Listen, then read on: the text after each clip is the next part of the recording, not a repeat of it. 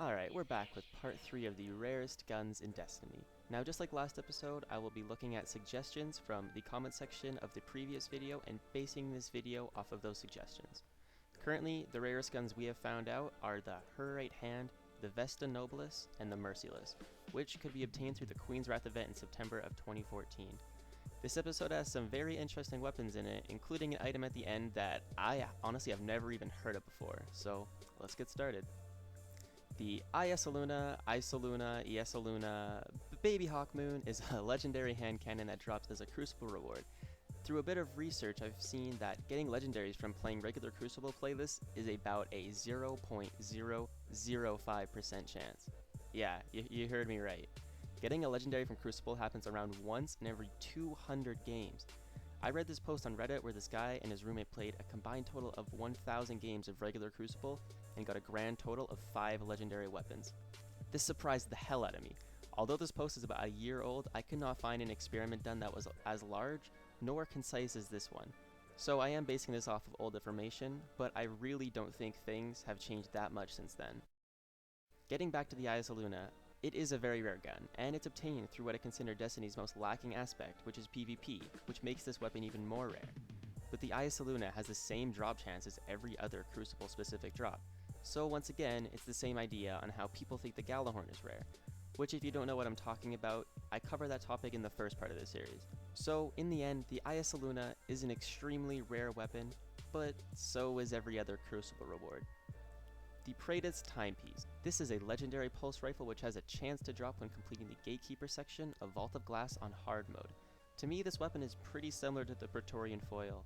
I've heard quite a few horror stories on people never being able to obtain this weapon, but I have not experienced that at all. I've been lucky enough to obtain this gun more than once. I do believe that some guns in the Vault of Glass, like the Praetorian Foil and the Timepiece, have bugged drop rates, so they actually drop a lot less than they're supposed to. I would say the Timepiece is pretty rare, especially these days with limited vault space, newer and stronger weapons, and all that other shit. All that said, it does not even come close to matching the rarity of the Praetorian Foil.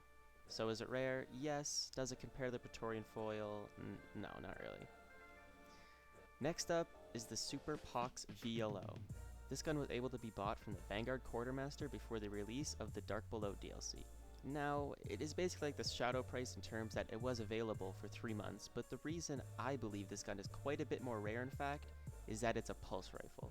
Back in vanilla Destiny, pulse rifles were absolute garbage, and hardly anyone used them.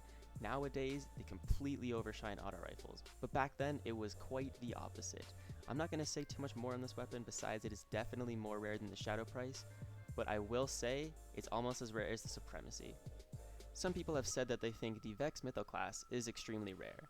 In their defense, it was extremely rare in the first couple weeks of Destiny, but now that people are able to beat Vogue so easily, it is not rare in the slightest. The thing about the Vex Mythoclast is that at least one person is always guaranteed the weapon when completing Vault of Glass on hard mode.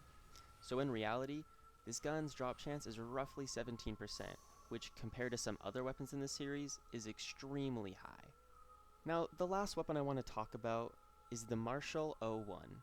Now, you have probably never heard of this weapon. I honestly haven't either until I did a little bit of research to figure out what this weapon actually is.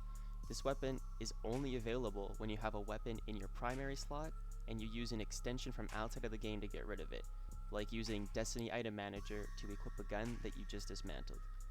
If you do this, you will have a blank slot in your inventory. This is the Marshall 01 auto rifle. Now, I'm not sure if this is still in the game or what is going on with it, but I find it quite interesting actually. The flavor text of this gun reads, "This auto rifle is a reliable fallback when other weapons can't be found." This text tells me that Bungie put this gun in intentionally so people couldn't glitch the game when equipping a dismantled gun.